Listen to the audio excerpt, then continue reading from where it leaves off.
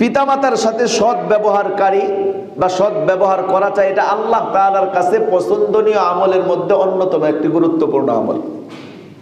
আল্লাহ রাব্বুল আলামিন যে সমস্ত আমলগুলো বড় পছন্দ করেন, মহাব্বত করেন, ভালোবাসেন, এই আমলের মধ্যে অন্যতম একটি গুরুত্বপূর্ণ আমল হচ্ছে পিতামাতার সাথে সৎ ব্যবহার করা, ভালো ব্যবহার করা।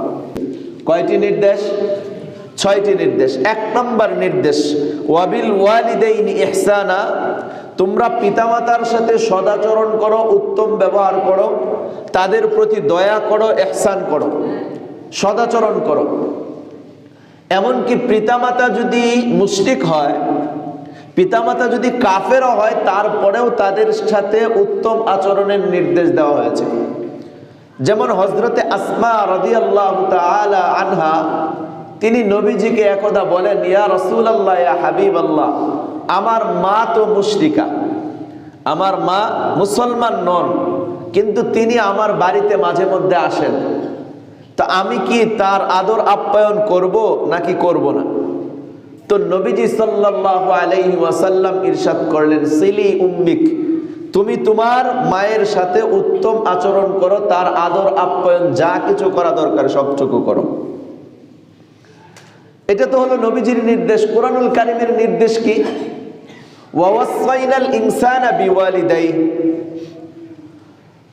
আল্লাহ তাআলা নির্দেশ করেছেন যে আমি বলেছি তারা যেন তাদের মানুষকে, আল্লাহ তাআলা নির্দেশ করেছেন যেন মানুষ তাদের পিতামাতার সাথে উত্তম আচরণ করে। হামালাতহু উম্মুহু ওয়াহনান আলা ওয়াহনি ওয়া ফিসালুহু ফি আমাইনি আনিশকুর লি ওয়া লিওয়ালিদাইক, কেন যে তাদের মা, তার মা তাকে কষ্টের পর কষ্ট করে গর্ভে ধারণ করেছে এবং 2 বছর 2.5 বছর পর্যন্ত দুধ পান করিয়েছে। এরপরে আল্লাহ তাআলা বলেন, আনিশকুর লি ওয়া লিওয়ালিদাইক, তোমরা আমার প্রতি কৃতজ্ঞ হও এবং তোমাদের পিতামাতার প্রতিও কৃতজ্ঞ হও। ইলাইয়াল মাসির, প্রত্যাবর্তন তো আল্লাহ রাব্বুল আলামিনের দিকেই করতে হবে। এরপরের আয়াতে আল্লাহ তাআলা বলেন, ওয়া ইন জাহাদাকা আলা আন তুশরিকা বি মা লাইসা লাকা বিহি ইলমুন ফালা তুতি'হুমা ওয়া সাহিবহুমা ফিদ দুনিয়া মা'রুফা, যদি তোমাদের পিতামাতা তোমাদেরকে এমন কোনো বিষয়ের আদেশ করে বা এমন কোনো বিষয় পালন করার জন্য পিরাপিরি করে, জোর জবরদস্তি করে, যার ইলম তোমাদের কাছে নাই, অর্থাৎ আল্লাহ এবং তার রাসূলের বিরুদ্ধাচরণ করার জন্য যদি তোমাদেরকে নির্দেশ করে, পিরাপিরি করে, জোর জবরদস্তি করে, তাহলে তোমরা তোমাদের পিতামাতার ওই নির্দেশগুলো মানবে না। সুতরাং বোঝা গেল, যদি পিতামাতা কোনো অন্যায় কাজের আদেশ করে, এই পিতামাতার অন্যায় কাজ, অবৈধ কাজের আদেশগুলো মানা যাবে না। তবে আল্লাহ তাআলা বলেন, ওয়াসাহিবুহুমা ফিদ দুনিয়া মা'রুফা, দুনিয়াতে তাদের সাথে খারাপ আচরণ করতে পারবে না, যদিও নাকি তারা অন্যায় আচরণের নির্দেশ দেয়, অন্যায় করার জন্য হুকুম করে, তারপরেও তাদের সাথে দুনিয়াতে ভালো উত্তম আচরণ করতে হবে। কেন? যে এই পৃথিবীতে আসার মূলে তারা রয়েছেন। পিতামাতাকে আল্লাহ রাব্বুল আলামিন এত সম্মানিত করেছেন। এজন্য আমাদের করণীয় হলো যে দয়া করা, পিতামাতার প্রতি, পিতামাতার সাথে সৎ ব্যবহার করা। এটা আল্লাহ তাআলা এই আয়াতের প্রথম নির্দেশ দিয়েছেন, ওয়াবিল ওয়ালিদাইনি ইহসানা। দ্বিতীয় নির্দেশ হলো, ইম্মা ইয়াবলুগান্না ইনদাকাল কিবারা আহাদুহুমা আও কিলাহুমা ফালা তাকুল লাহুমা উফ, যদি তোমাদের পিতামাতার, তোমাদের জীবদ্দশায় পিতামাতার দুজন অথবা 2 জনের একজন বার্ধক্যে উপনীত হয়ে যায়, তাহলে কি করবে? ফালা তাকুল লাহুমা উফ, তাদেরকে উফ শব্দটি পর্যন্ত বলো না। অর্থাৎ পিতামাতার যখন বয়স হয়ে যায়, মানুষ যখন বার্ধক্যে উপনীত হয়ে যায়, অনেক ক্ষেত্রে তাদের আচার আচরণটা ছোট বাচ্চাদের মতো হয়ে যায়। তো তোমার ওই পিতামাতার যে আচরণগুলি আছে, এই আচরণের ক্ষেত্রে পিতামাতার সামনে তুমি এমন কোনো ভাব প্রকাশ করবে না যেন পিতামাতা তাদের মনের ভিতরে কষ্ট পায়। তোমার জবান দিয়া উহ আহ বিরক্তমূলক কোনো শব্দ বা ভাব প্রকাশ করা যাবে না যেই ভাবের কারণে পিতা মাতা কষ্ট পেয়ে যায়। এটা আল্লাহ তাআলার পরিষ্কার নির্দেশ। ফালা তাকুল লাহুমা উফ, বিরক্ত হয়ে উফ শব্দটা পর্যন্ত তুমি বলবে না, আল্লাহ তাআলার নির্দেশ। একটা ঘটনা ওই দিন লেখা দেখলাম কিতাবের ভিতরে, এক ব্যক্তি বার্ধক্যে উপনীত হয়ে গেছে, সে বারান্দায় চেয়ারে বসে আছে, অনেক বেশি বার্ধক্যে উপনীত। তো ঘরে ছেলে ছিল, ছেলেকে ডাক দিয়েছে, ডাক দিয়ে বলতেছে বাবা এদিকে আসো। তো ছেলে এসেছে, যে এই যে গাছের মধ্যে একটা পাখি বসে আছে এটার নাম কি? বাবা ছেলেকে জিজ্ঞেস করতেছে, এটা হচ্ছে কাক। একটু পরে পিতা সন্তানকে আবার জিজ্ঞেস করতেছে, এটার নাম কি? বলছে কাক। একটু পরে আবার জিজ্ঞেস করছে ছেলেকে যে এটার নাম কি? কাক। তিনবার ছেলে জবাব দিয়েছে। চতুর্থবার যখন জিজ্ঞেস করেছে ছেলে বিরক্ত হয়ে গেছে। তো তোমাকে একটা কথা কয়বার বলতেছি তুমি বুঝো না? এত পেঁচাল পারতেছো কেন? বলতেছি যে এটা কাক, তারপরেও তুমি খালি বারবার একই কথা বলতেছো। তোমার কি খায়া দেয় কোনো কাজ নাই? রাগ হয়ে গেছে। এবার পিতা আস্তে আস্তে ওই চেয়ারের থেকে ওইটা ঘরে প্রবেশ করছে, আলমারিটা খুলছে, খুলে একটা ডায়েরি নিয়ে আসছে। ডায়েরির একটা পৃষ্ঠা খুলে সন্তানের সামনে দিছে, বাবা এটা পড়ো। ওইখানে ডায়েরির মধ্যে তারিখ সহ লেখা আছে, আজকে এত তারিখ, আমার বাচ্চার বয়স 2 থেকে 2.5 বছর। তা আমি এরকম বারান্দার মধ্যে বসা ছিলাম, পাশের গাছের মধ্যে একটা কাক উড়ে উড়ে এসে বসছিল। আমার এই সন্তানটা আমাকে একে একে 25 বার জিজ্ঞেস করছে বাবা এটা কি? আমি 25 বারে আনন্দের সাথে জবাব দিয়েছি এটা কাক। এইটা পড়ার পরে ছেলেকে বলতেছে, বাবা শোনো, তুমি যখন আমাকে ছোট্টকালে জিজ্ঞাসা করেছিলে এই পাখিটা কি, তখন আমি বারবার আনন্দের সাথে তোমার জিজ্ঞাসাটাকে গ্রহণ করেছি এবং বারবারই জবাব দিয়েছি এটা হলো কাক কাক, আর আনন্দের সাথে দিয়েছি। আজকে 3 বারের পরে চতুর্থবার তুমি বিরক্ত হয়ে গেলে। তো আমাদের প্রত্যেকেরই চিন্তা করা দরকার যে এরকম ভাবে আমার ছোট্ট বাচ্চাটা যেরকম একই কথা বারবার বলার পরে আমি আনন্দের সাথে জবাব দেই, আমার বাবাও কিন্তু, বাবাকে যখন আমি জিজ্ঞেস করেছি, মাকে জিজ্ঞেস করেছি, মাও বারবার আনন্দের সাথেই জবাব দিয়েছে। তো আমি তো ছোট্টকালে অনেক বিরক্ত করেছি বাবা মাকে, তারা তো বিরক্ত হয় নাই। তো বৃদ্ধ বয়সে তাদের বয়সের কারণে, অনেক সময় শরীর ভালো না থাকার কারণে বা বার্ধক্যের যে সমস্ত অসুস্থতা আসে এগুলোর কারণে অনেক সময় তাদের দ্বারা একটু ভিন্ন আচরণ প্রকাশ পাইতে পারে। তো তুমি সন্তান হয়ে কিভাবে তার সাথে দুর্ব্যবহার করো? আল্লাহ তাআলা এই জন্যই বলতেছেন ফালা তাকুল লাহুমা উফ, তাদের সামনে এমন কোনো কথা বলবে না, এমন কোনো আচরণ তুমি প্রকাশ করবে না যেটার দ্বারা তাদের মনে কষ্ট লেগে যায়। আল্লাহ তাআলা আমাদেরকে হেফাজত করেন। ওয়ালা তানহারহুমা, আল্লাহ তাআলা সাথে সাথে এই কথাও বলে দিয়েছেন, একে তো উফ শব্দ বলা যাবে না, এরপর আবার কঠোর করে বলে দিয়েছেন শোনো, পিতামাতাকে কোনোদিন ধমকও দিবে না, একটা ধমকও দিতে পারবে না তুমি, কেননা পৃথিবীতে তুমি আসার মাধ্যম তোমার পিতামাতা। ওয়ালা তানহারহুমা, বিলকুল কোনো ধমক দিবে না, এটা হলো নিষেধ করেছেন। এরপরে আল্লাহ তাআলা বলেন কি করবে তাহলে? ওয়াকুল লাহুমা কাওলান কারীমা, তাদের সাথে নরম ভাবে, স্নেহের সাথে, মহাব্বতের সাথে, ভালোবাসার সাথে কথাবার্তা বলবে। ওয়াকুল লাহুমা কাওলান কারীমা, নম্র স্বরে কথা বলবে। ওয়াখফিদ লাহুমা জানাহাদ দুল্লি মিনার রাহমাহ, পিতামাতা যে সমস্ত আদেশ করেন, হুকুম করেন, তোমাদেরকে কিছু করার জন্য বলেন, এগুলো বিরক্তির ভাব নিয়ে তোমরা এগুলো পালন করবে না, বরং ভালোবাসার সাথে, মহাব্বতের সাথে, আমার বাবা আমাকে একটা হুকুম করেছেন, এইটাকে মহাব্বতের সাথে নিয়ে সেটা পালন করবে। এরপরে 6 নম্বর ঘোষণা হলো ওয়াকুর রব্বিরহামহুমা কামা রব্বায়ানি সগীরা, এইগুলো করার সাথে সাথে পিতামাতার জন্য দোয়া করবে।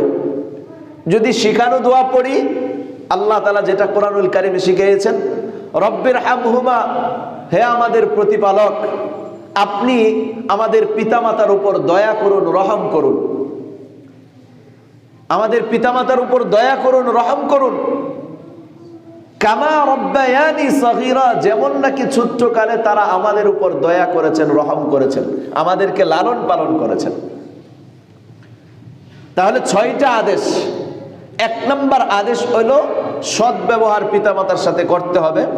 2 নম্বর আদেশ হইল যে এমন কোনো কথা, এমন কোনো আচরণ করা যাবে না যার কারণে পিতামাতা কষ্ট পায় মনের ভিতরে। 3 নম্বর আদেশ হইল তাদেরকে ধমক দেওয়া যাবে না পিতামাতাকে। 4 নম্বর আদেশ হইল তাদের সাথে নম্রভাবে কথা বলতে হবে। 5 নম্বর আদেশ হইল এই পিতামাতা যে সমস্ত হুকুম আহকাম করবে এইগুলো ভালোবাসার সাথে, স্নেহ মহাব্বতের সাথে পালন করতে হবে। 6 নম্বর আদেশ হইল পিতামাতার জন্য দোয়া করা। আল্লাহ রব্বুল আলামিন আমাদেরকে তৌফিক দান করেন। তবে পিতামাতা যদি কখনো অন্যায় কোনো কাজের আদেশ করে তাহলে সেই আদেশগুলো মানা যাবে না। আল্লাহ রাসূল সাল্লাল্লাহু আলাইহি ওয়াসাল্লাম বলেছেন, লা তাআতা লিমাখলুকিন ফি মা'সিয়াতিল খালিক। আল্লাহ রব্বুল আলামিনের অবাধ্যতা করে কোন মাখলুকের নির্দেশ পালন করা, অনুকরণ করা জায়েজ নেই। সে পিতামাতা হোক আর যেই হোক না কেন। আল্লাহ তাআলা আমাদেরকে বুঝার তৌফিক দান করেন। যদি আমরা পিতামাতার খেদমত করি তাহলে কি ফজিলত হবে, কি লাভ হবে আমাদের? 1 নম্বর, পিতামাতার সাথে সৎ ব্যবহারকারী বা সৎ ব্যবহার করাটা এটা আল্লাহ তাআলার কাছে পছন্দনীয় আমলের মধ্যে অন্যতম একটি গুরুত্বপূর্ণ আমল। আল্লাহ রাব্বুল আলামিন যে সমস্ত আমলগুলো বড় পছন্দ করেন, মহাব্বত করেন, ভালোবাসেন, এই আমলের মধ্যে অন্যতম একটি গুরুত্বপূর্ণ আমল হচ্ছে পিতামাতার সাথে সৎ ব্যবহার করা, ভালো ব্যবহার করা। হযরতে আব্দুল্লাহ ইবনে মাসউদ রাদিয়াল্লাহু তাআলা আনহু বলেন, আমি একদা নবীজি সাল্লাল্লাহু আলাইহি ওয়াসাল্লামকে জিজ্ঞাসা করলাম, সাআলতুন নাবিয়্য সাল্লাল্লাহু আলাইহি ওয়াসাল্লাম আইয়ুল আমালি আহাব্বু ইলাল্লাহি আযজা ওয়া জাল। ইয়া রাসূলুল্লাহ, ইয়া হাবিবাল্লাহ, আল্লাহ তাআলার নিকট সবচাইতে প্রিয় আমল কোনটি, সবচাইতে পছন্দনীয় আমল কোনটি? قال নবীজি সাল্লাল্লাহু আলাইহি ওয়াসাল্লাম বললেন, আস-সালাতু আলা ওয়াক্তিহা, নামাজ তার ওয়াক্ত মতো আদায় করা। এটা আল্লাহ তাআলার কাছে সবচাইতে প্রিয় আমল। অর্থাৎ ফজরের নামাজ ফজরের ওয়াক্তে ফরজ, ফজরের ওয়াক্তে আদায় করা। যোহরের নামাজ যোহরের ওয়াক্তে ফরজ, যোহরের ওয়াক্তে আদায় করা, এটা আল্লাহ তাআলার কাছে পছন্দনীয় আমল। আসরের নামাজ আসরের ওয়াক্তে ফরজ, আসরের ওয়াক্তে আদায় করা, এটা আল্লাহ তাআলার কাছে পছন্দনীয় আমল। মাগরিবের নামাজ মাগরিবের ওয়াক্তে ফরজ, মাগরিবের ওয়াক্তে আদায় করা আল্লাহ তাআলার কাছে পছন্দনীয় আমল। ইশার নামাজ ইশার ওয়াক্তে ফরজ, ইশার ওয়াক্তে আদায় করা, এটা আল্লাহ তাআলার কাছে পছন্দনীয় আমল। বেতরের নামাজ বেতরের ওয়াক্তে আদায় করা ওয়াজিব, বেতরের ওয়াক্তে আদায় করা, এটা আল্লাহ তাআলার কাছে পছন্দনীয় আমল। এই 5 ওয়াক্ত নামাজ তার ওয়াক্ত মতো আদায় করাটা এটা আল্লাহ তাআলার কাছে অত্যন্ত পছন্দনীয় আমল। এই আল্লাহ তাআলার কাছে পছন্দনীয় আমল, সময় মতো ওয়াক্ত মতো নামাজ আদায় করা, এই আমল করতে রাজি আছি কে কে? ইনশাআল্লাহ। আল্লাহ তাআলা আমাদেরকে তৌফিক দান করেন। এটা গেল 1 নম্বর। এরপরে হযরতে আব্দুল্লাহ ইবনে মাসউদ রাদিয়াল্লাহু তাআলা আনহু দ্বিতীয়বার বলেন, কুলতু সুম্মা আইয়ুন, ইয়া রাসূলুল্লাহ, ইয়া হাবিবাল্লাহ, এরপরে কোন আমলটা আল্লাহ তাআলার কাছে সবচেয়ে বেশি পছন্দনীয়? তো নবীজি সাল্লাল্লাহু আলাইহি ওয়াসাল্লাম বলেন, বিররুল ওয়ালিদাইন, পিতামাতার সাথে সৎ ব্যবহার করা, পিতামাতার উপকার করা, পিতামাতার খেদমত করা, পিতামাতার সাথে উত্তম আচরণ করা, ভালো ব্যবহার করা, এটা আল্লাহ তাআলার কাছে পছন্দনীয় আমল। তাহলে 1 নম্বর আমল পাইলাম আল্লাহ তাআলার কাছে পছন্দনীয় ওয়াক্ত মতো নামাজ পড়া। 2 নম্বর আমল হচ্ছে পিতামাতার সাথে সৎ ব্যবহার করা। 3 নম্বর, আব্দুল্লাহ ইবনে মাসউদ রাদিয়াল্লাহু তাআলা আনহু বলেন, ইয়া রাসূলুল্লাহ, ইয়া হাবিবাল্লাহ, এরপরে কোন আমল আল্লাহ তাআলার কাছে সবচেয়ে পছন্দনীয়? নবীজি বলেন, আল জিহাদু ফি সাবিলিল্লাহ, আল্লাহর রাস্তায়, আল্লাহর পথে জিহাদ করা। এটা হলো 3 নম্বর। তো এই 3টি আমল পছন্দনীয়র মধ্যে একটা হচ্ছে পিতামাতার সাথে সদ্ব্যবহার করা।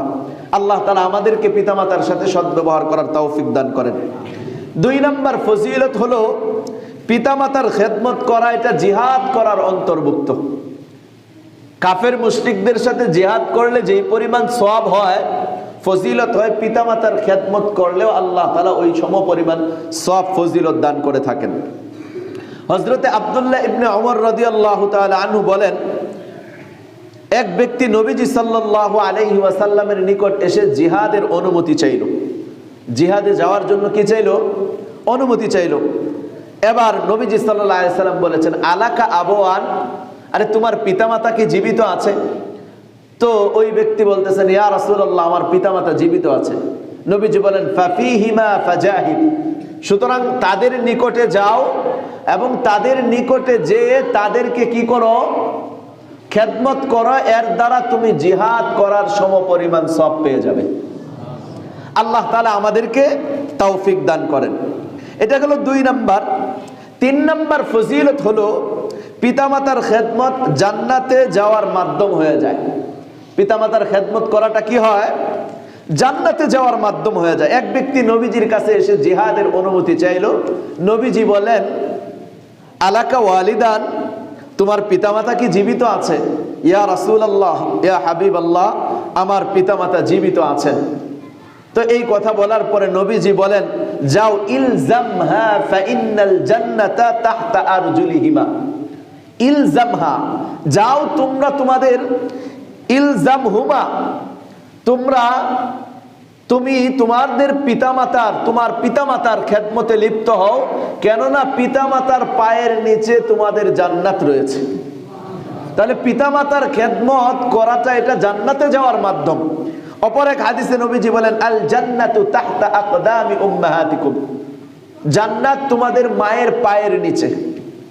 সুতরাং কোন ব্যক্তি যদি দিলের গভীর থেকে সত্যিকার অর্থে পিতামাতার খেদমত করতে পারে, এই পিতামাতার খেদমত তাকে জান্নাত পর্যন্ত পৌঁছিয়ে দিবে। আল্লাহ তাআলা আমাদেরকে তৌফিক দান করেন।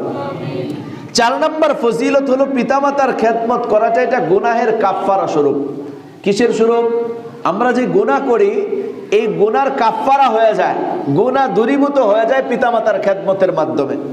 আল্লাহ রাব্বুল আলামিন এর হাবিব সাল্লাল্লাহু আলাইহি ওয়াসাল্লামের নিকট এক সাহাবী এসেছেন। এক সাহাবী এসে বলতেছেন, ইয়া রাসূলুল্লাহ, ইয়া হাবিবাল্লাহ, আমি বড় গুনাহগার, আমার জন্য কিছু করণীয় বলে দেন যেন আল্লাহ রাব্বুল আলামিন আমার গুনাহ খাতাগুলি মাফ করে দেন। এবার নবীজি সাল্লাল্লাহু আলাইহি ওয়াসাল্লাম বলতেছেন, তোমার আম্মা কি জীবিত আছে? তো ওই সাহাবী বলেন, ইয়া রাসূলুল্লাহ, আমার মা তো জীবিত নেই। তো তোমার খালা জীবিত আছে? ইয়া রাসূলুল্লাহ, ইয়া হাবিবাল্লাহ, আমার খালা জীবিত আছে। নবীজি বলেন, যাও তুমি তোমার খালার খেদমতে লিপ্ত হও, আল্লাহ গুনাহ মাফ করে দিবেন। চিন্তা করে দেখেন, মায়ের বোন খালা হওয়ার কারণে ওই খালার খেদমত করলে যদি আল্লাহ রব্বুল আলামিন আমার গুনাহ মাফ করে দিতে পারেন, তো মায়ের খেদমত করলে তো আরো বেশি গুনাহ মাফ করবেন। কেননা নবীজি তো আগে মায়ের কথাই জিজ্ঞেস করেছিলেন। এজন্য কেউ যদি তার নিজের গুনাহগুলি মাফ করাইতে চায়, তাহলে মা বাবার খেদমতের বিকল্প নাই। আল্লাহ রাব্বুল আলামিন আমাদেরকে তৌফিক দান করেন। এটা হলো 4 নাম্বার। 5 নাম্বার ফজিলত হলো পিতামাতার খেদমত, এটা আল্লাহ তাআলার সন্তুষ্টির কারণ। নবীজি বলেন, রিদর রব্বি ফি রিদল ওয়ালিদাইন, পিতামাতার সন্তুষ্টির মধ্যেই আল্লাহ তাআলার সন্তুষ্টি নিহিত। যদি পিতামাতা কারো প্রতি সন্তুষ্ট থাকে, তাহলে আল্লাহ রব্বুল আলামিন তার প্রতি সন্তুষ্ট থাকে। যদি পিতামাতা তার প্রতি সন্তুষ্ট না থাকে, ওয়াসাখাতুর রব্বি ফি সাখাতিল ওয়ালিদাইন, পিতামাতা যদি অসন্তুষ্ট থাকে, আল্লাহ রব্বুল আলামিন ওই ব্যক্তির প্রতি অসন্তুষ্ট থাকেন। এজন্য পিতামাতার খেদমত করে পিতামাতার সন্তুষ্টি অর্জন করব তো ইনশাআল্লাহ। আল্লাহ রব্বুল আলামিন আমাদেরকে তৌফিক দান করেন। একটা ঘটনা আপনাদের সামনে পেশ করি। হযরতে মুসা আলাইহিস সালাতু ওয়াস সালাম তুর পাহাড়ে আল্লাহ তাআলার সাথে কথা বলতেন। একদিন বলতেছেন, ইয়া রাসূলুল্লাহ, ইয়া হাবিব, ইয়া আল্লাহ, একদিন বলতেছেন, ইয়া আল্লাহ, আমার জান্নাতের সাথী কে হবে একটু বলে দেন। আল্লাহ তাআলা জানিয়ে দিলেন যে তোমার জান্নাতের সাথী অমুক এলাকায় একজন কসাই আছে, সে তোমার জান্নাতের সাথী। মুসা আলাইহিস সালাতু ওয়াস সালাম পেরেশান হয়ে গেলেন, একজন কসাই বুঝি আমার মতো নবীর জান্নাতের সাথী? কারণ কি? কি গুণের কারণে সে আমার জান্নাতের সাথী হবে? মুসা আলাইহিস সালাতু ওয়াস সালাম সেইখান থেকে এসে কসাইয়ের এলাকায় চলে গেলেন। যায় দেখেন কসাই গোশত বিক্রি করতেছে। এখানে যে অপেক্ষা করলেন, এক পর্যায়ে ওই কসাই তাকে দেখে বললেন, কিছু বলবেন আপনি? যে আমি আপনার বাড়ির মেহমান হতে চাই, আপনি কি আমাকে মেহমান করবেন? যে বলতেছেন, হ্যাঁ অবশ্যই করব, তবে আমার গোশতগুলো বিক্রি হোক, এরপরে আপনাকে আমার বাড়িতে মেহমান হিসেবে নিয়ে যাব। মুসা আলাইহিস সালাতু ওয়াস সালাম বসে বসে সবকিছু পর্যবেক্ষণ করতেছেন, দেখতেছেন। একটা পর্যায়ে গোশতগুলো বিক্রি হয়েছে এবং গোশতের মধ্যে যেই গোশতগুলো খুব খাইতে মজাদার হয়, সিনার গোশতগুলো এবং করলির গোশতগুলো, এই ধরনের গোশতগুলো একটু বেশি মজাদার হয়। তো এরকম উত্তম উত্তম কিছু গোশত দেখলো যে আলাদা করে রেখে দিয়েছে। তো সমস্ত গোশত বিক্রি শেষ হওয়ার পরে এই গোশতগুলো নিয়ে এবার রওনা দিয়েছে বাড়ির উদ্দেশ্যে মুসা আলাইহিস সালাতু ওয়াস সালাম সাথে।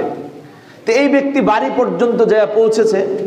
বাড়িতে পৌঁছার পরে ঘরে প্রবেশ করে মুসা আলাইহিস সালাতু ওয়াস সালাম কিছু বলতেছেন না, দেখতেছেন, সবকিছু পর্যবেক্ষণ করছেন।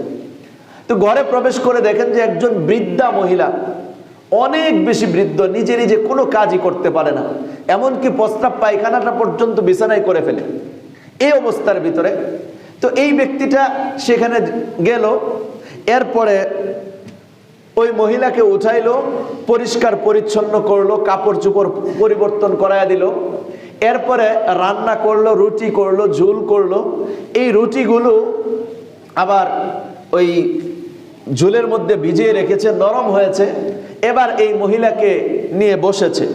বসার পরে মহিলার পিঠ আর ওই ব্যক্তির কসাইয়ের বুকটা লাগিয়ে হেলান দিয়ে মহিলাকে বসে আস্তে আস্তে রুটিগুলো খাওয়ায় দিচ্ছে। খাওয়ানো শেষ, এরপরে আবার মহিলাকে শুয়ায় দিছে।